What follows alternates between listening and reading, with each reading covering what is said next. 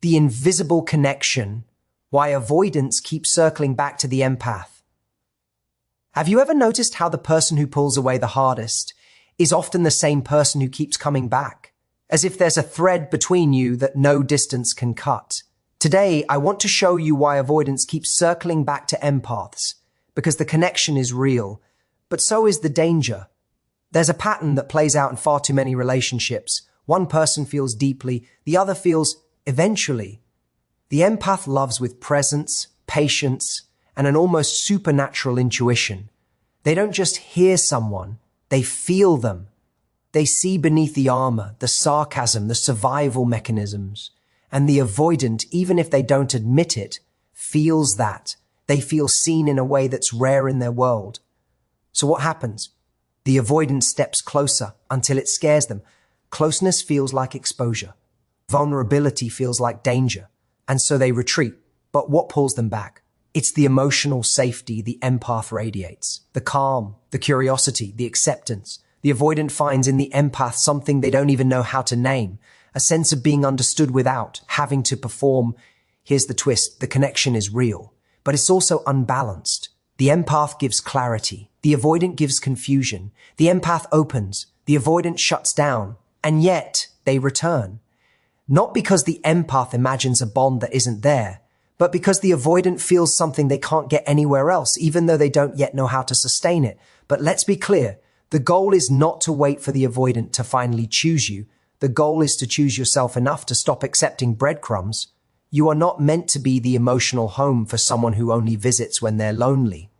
You're meant to be with someone who shows up even when it's scary, communicates even when it's uncomfortable, and treats your empathy not as a cushion, but as a gift. The invisible connection may pull an avoidant back to you. But your boundaries are what will determine whether they return with intention or simply out of habit. And that is the moment the pattern breaks.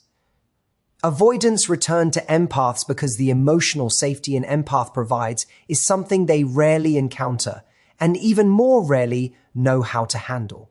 Emotional safety isn't just about kindness, it's about the way the empath listens, the way they don't react with judgment, the way they sense the deeper layers beneath someone's behaviors. When an avoidant steps into the presence of an empath, they experience a type of acceptance they can't access on their own. It's disarming, it's soothing, it's borderline addictive. For someone who has spent much of their life believing that closeness is risky, the empath feels like standing in the one place where it's finally okay to breathe.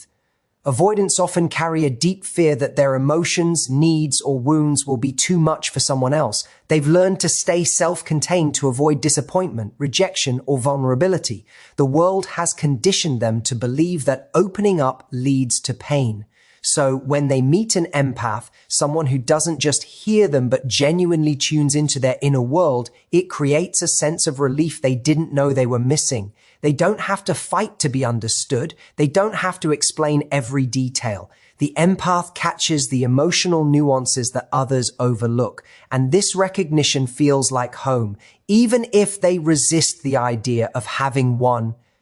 This emotional safe zone becomes the gravitational pull that keeps drawing the avoidant back. It's not because they want to play games or enjoy inconsistency. It's because the empath offers a rare space where the avoidant's guard naturally softens.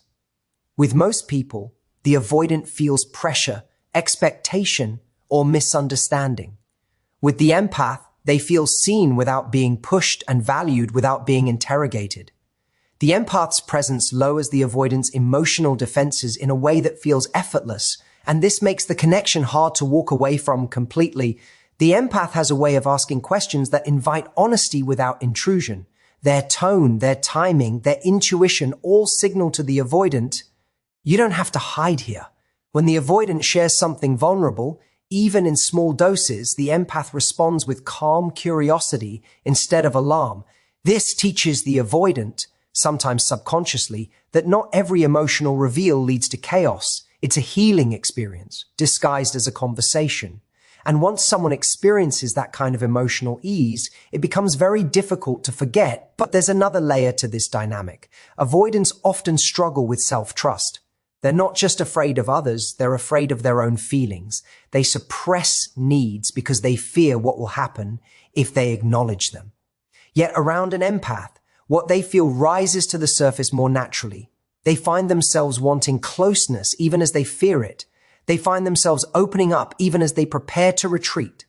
The empath awakens desires the avoidant usually keeps buried, desires for connection, warmth, and understanding. These long-suppressed needs become illuminated in the empath's presence, and the avoidant is drawn to the light even if they don't know how to stand in it for long. When avoidants pull away, it's often because the connection feels powerful enough to activate the very fears they've been avoiding. The intensity of being understood is overwhelming. The comfort the empath of first feels dangerous because it threatens the avoidant's belief that emotional independence is the only safe option. They retreat to regain control, to numb themselves, to re-establish the emotional distance that feels familiar. But once the avoidant has tasted the kind of safety the empath creates, the world outside that connection feels colder and more confusing. Other relationships feel shallow or performative by comparison. This contrast becomes the invisible force calling them back. The empath's emotional steadiness also acts like a counterweight to the avoidant's inner chaos. Avoidants experience a lot of internal conflict, wanting closeness but fearing it, craving intimacy but mistrusting it. The empath provides a kind of emotional grounding that helps regulate this internal tension.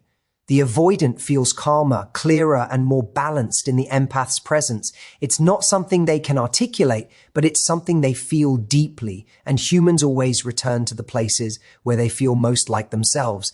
Even when the avoidant distances themselves, they often replay the moments of connection with the empath because those moments contain a level of authenticity they can't recreate elsewhere.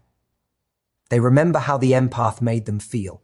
Not pressured, not misunderstood, not judged, but accepted in a way that allowed their true self to peek through.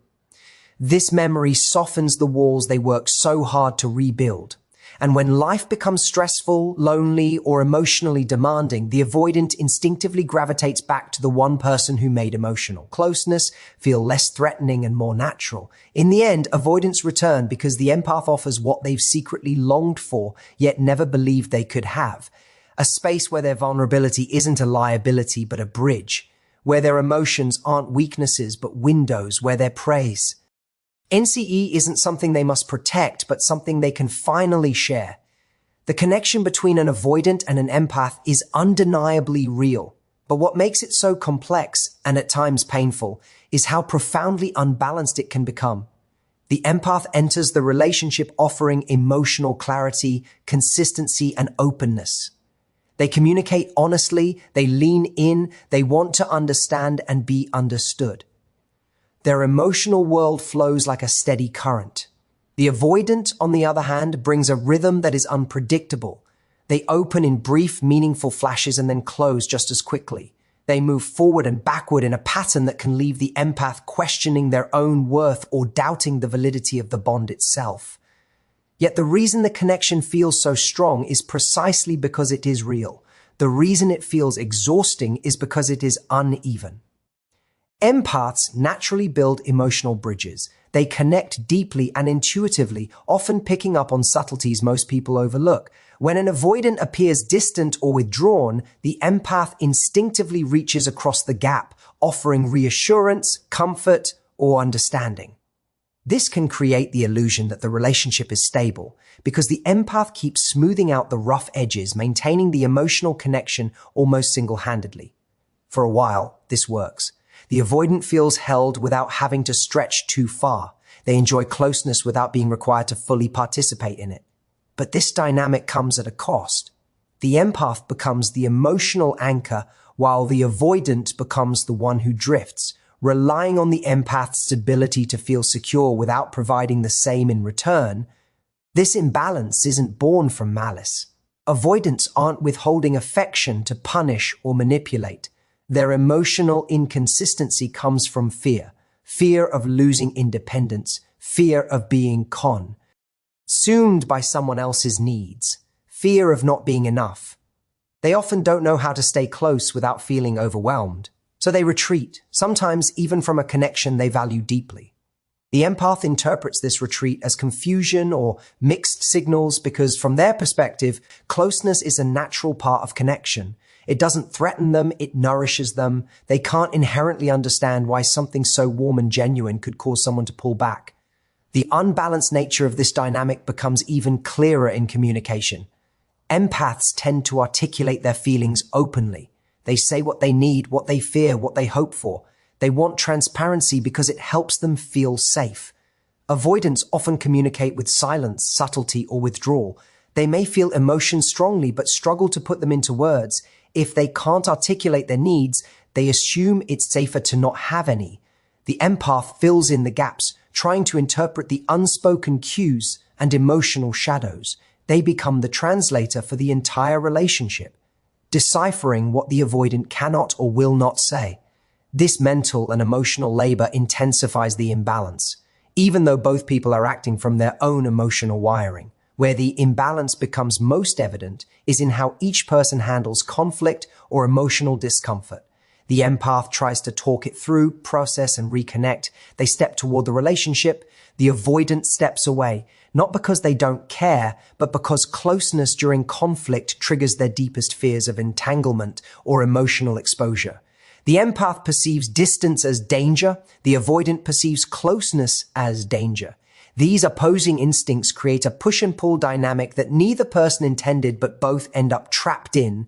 Yet despite this imbalance, the connection doesn't break easily. The moment when the avoidant does open up are profound.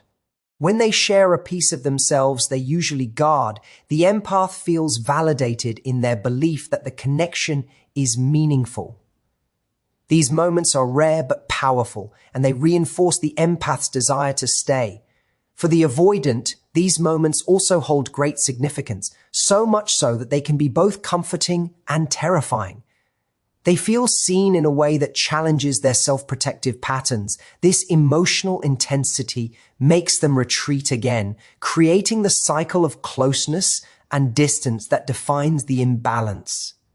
The most challenging part of this dynamic is how it affects the empath's sense of emotional reality. Because the avoidant shows up inconsistently, the empath begins to question whether the bond is real or imagined.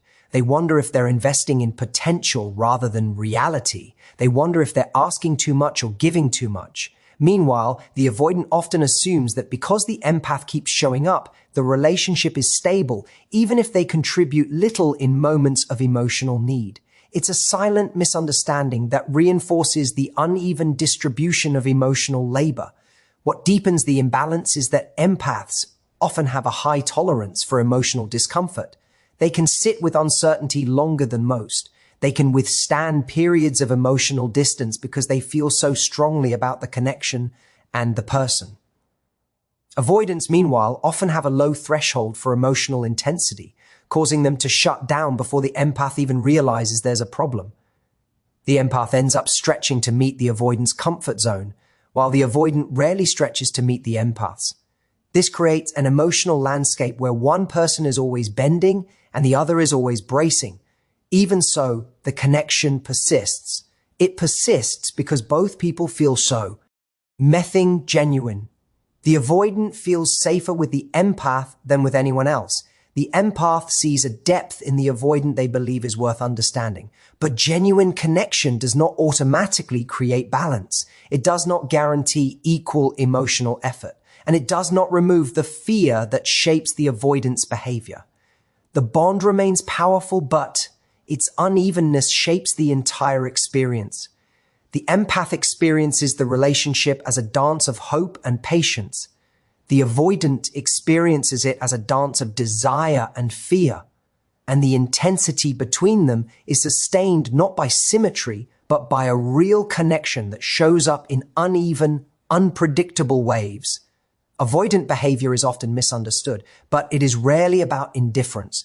People assume that when someone distances themselves, they simply don't care, or that they're deliberately trying to hurt the other person.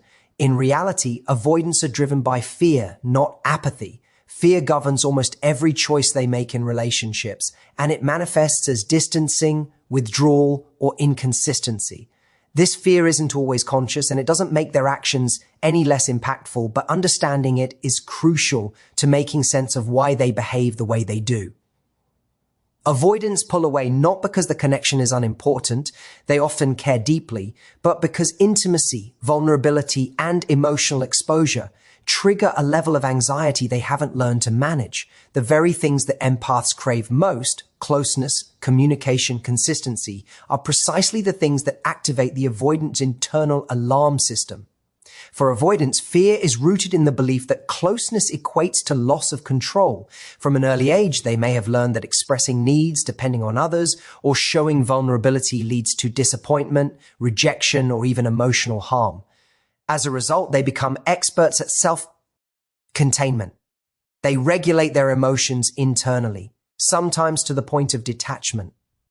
They may convince themselves that being distant protects both themselves and the people they care about. The challenge is that this fear-driven behavior is often invisible to the outside observer. The avoidant doesn't shout their anxieties or articulate their boundaries clearly. They retreat quietly, leaving others puzzled.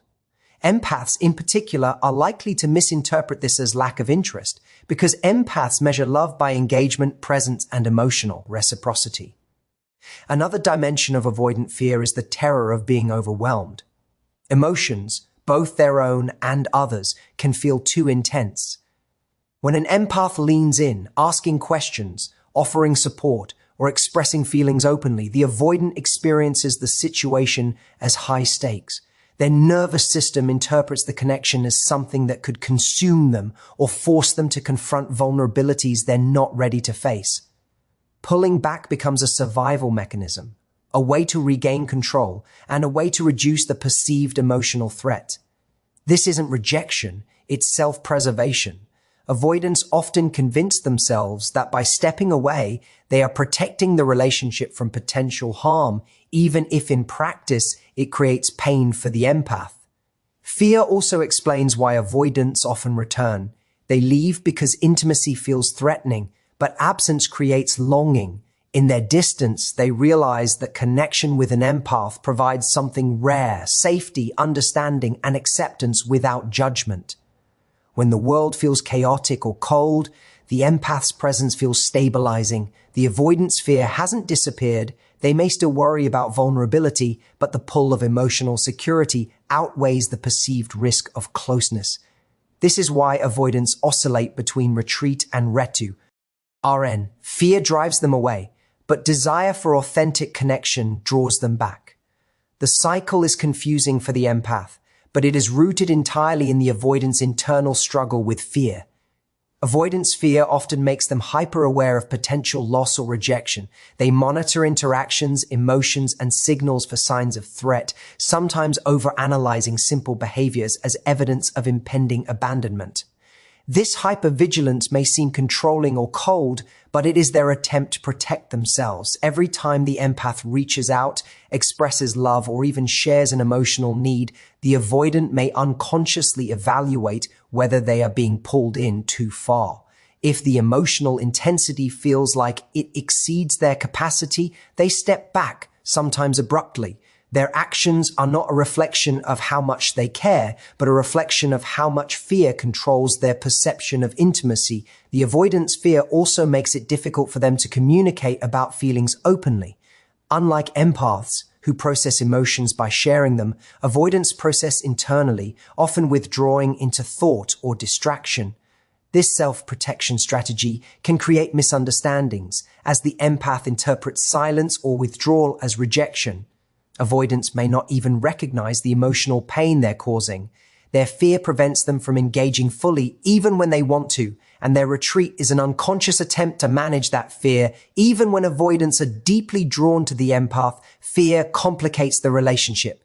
They may feel conflicting desires, the urge to connect and the urge to escape. The intensity of these competing impulses is stressful. Avoidants can feel trapped by their own emotions. They want closeness, but it terrifies them. Fear becomes a constant filter through which they interpret the relationship. Every step toward intimacy triggers self-do, BT, and every sign of emotional intensity can feel like a threat. This doesn't mean the avoidant is manipulative. It means they are human, navigating complex internal fears while trying to preserve a connection they don't fully understand how to sustain.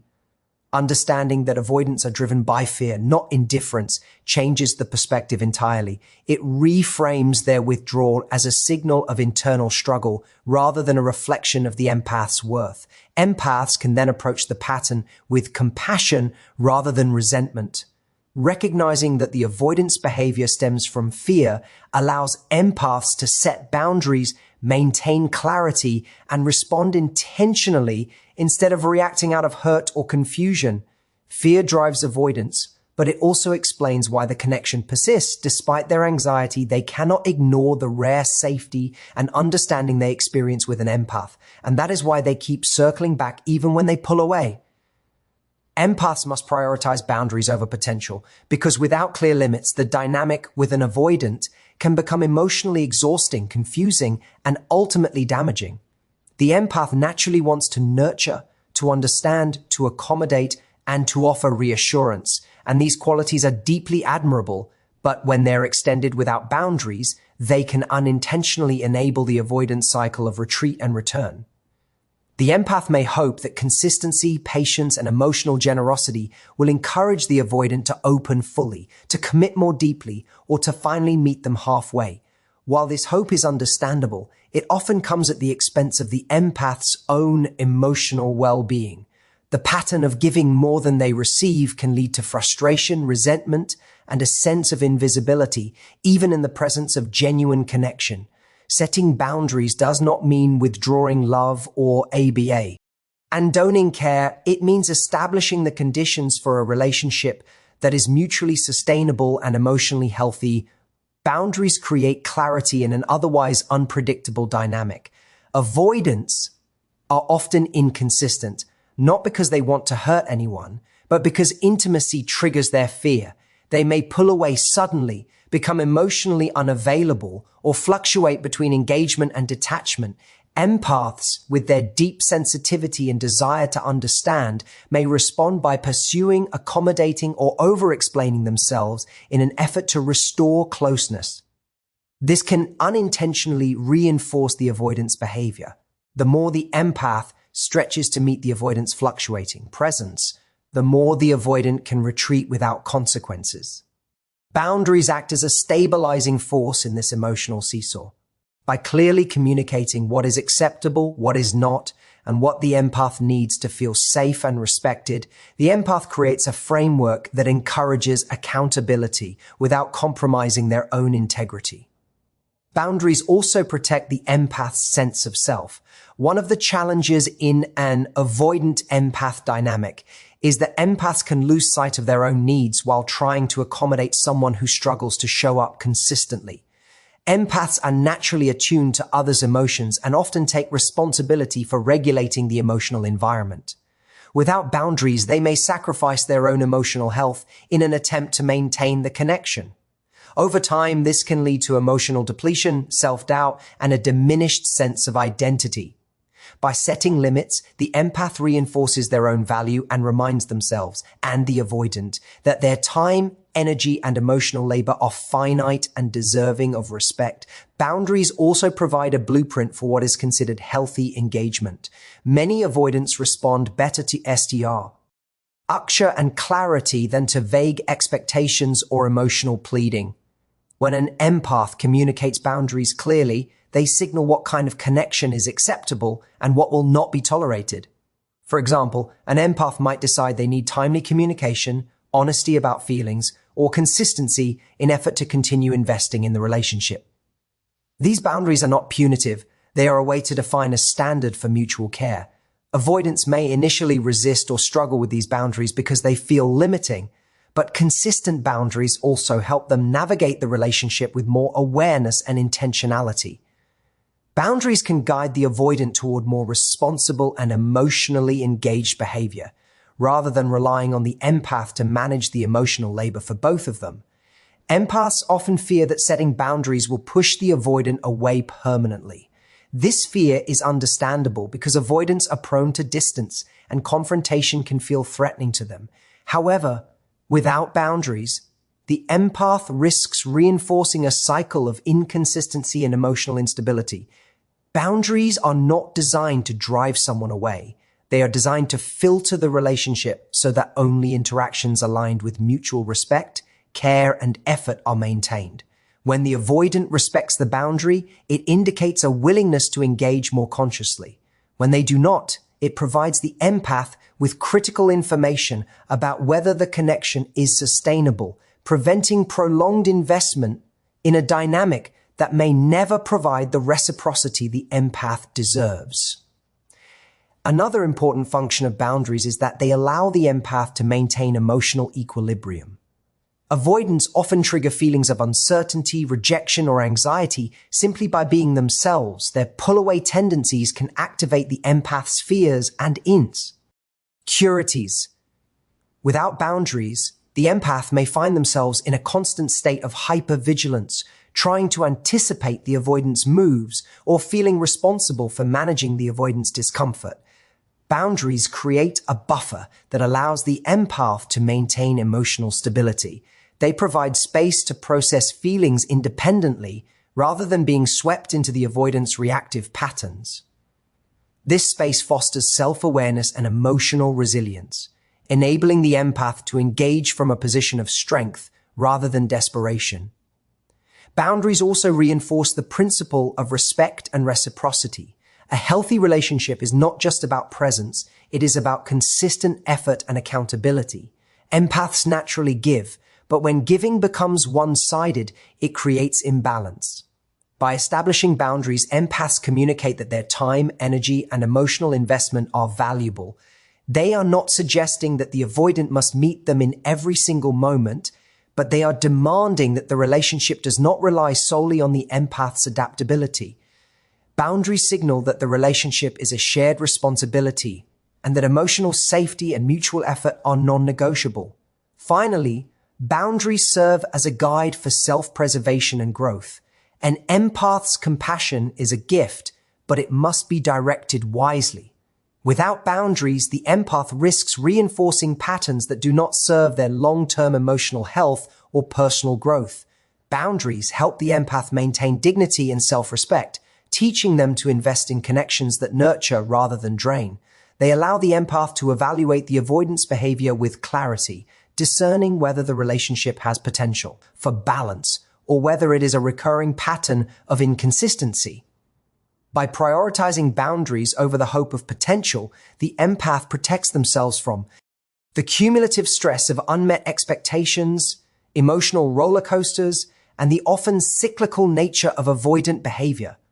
The pattern between an empath and an avoidant only truly breaks when the empath chooses self-respect.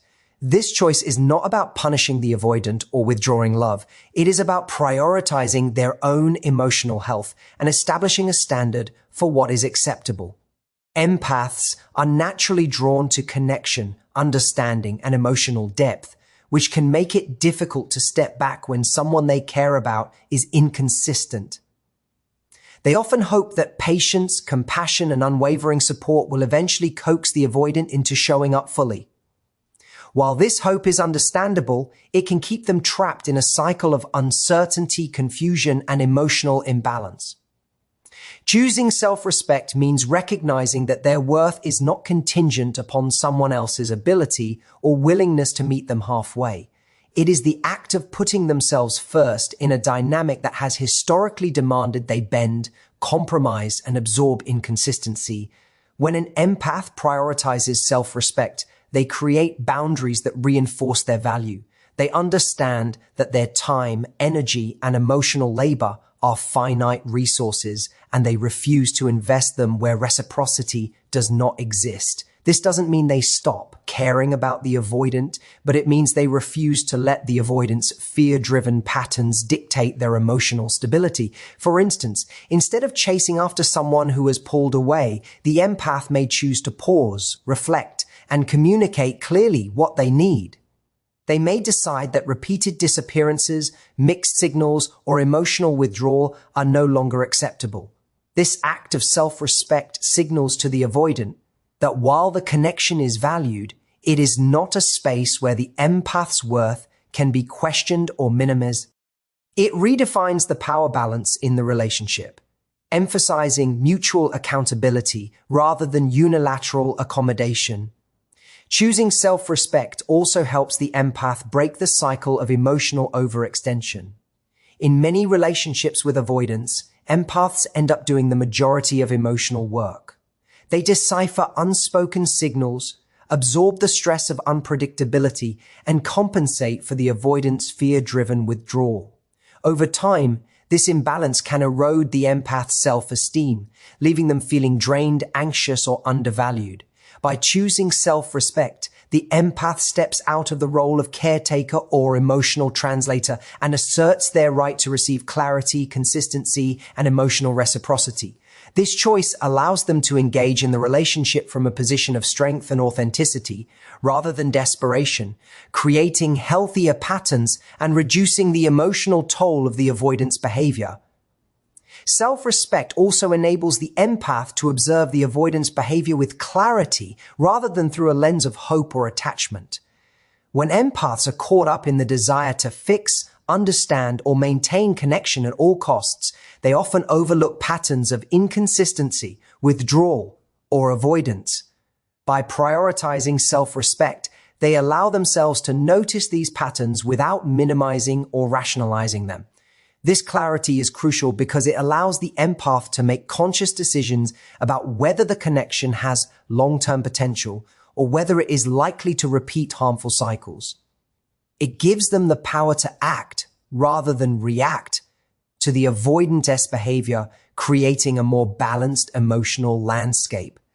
Another important aspect of self-respect is the recognition that waiting for the avoidant to change is not the empath's responsibility.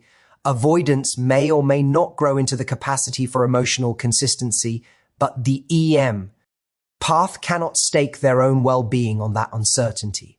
Choosing self-respect means accepting that the avoidance patterns are a reflection of their own fears and coping mechanisms, not a reflection of the empath's worth.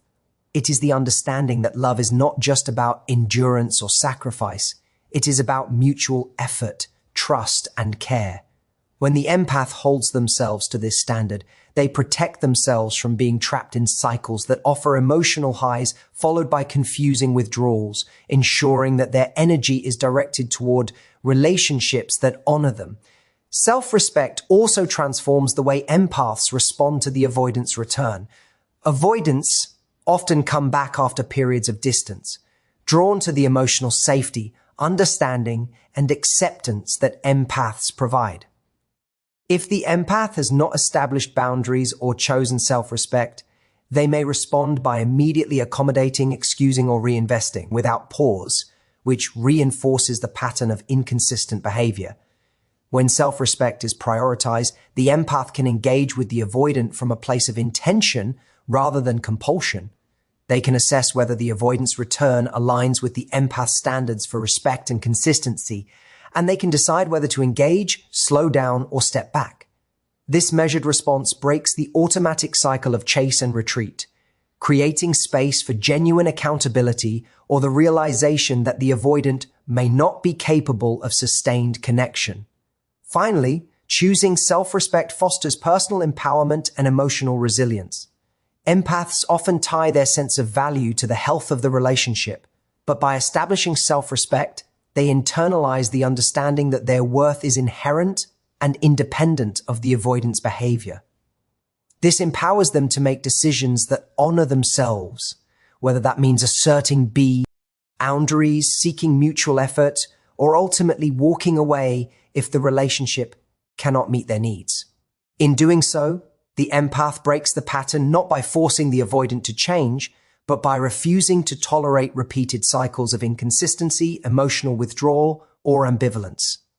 Self-respect becomes the tool that allows the empath to reclaim agency, preserve their emotional energy, and engage in relationships that are balanced, reciprocal, and truly nourishing. In the end, the invisible connection between an avoidant and an empath is real, powerful, and often magnetic.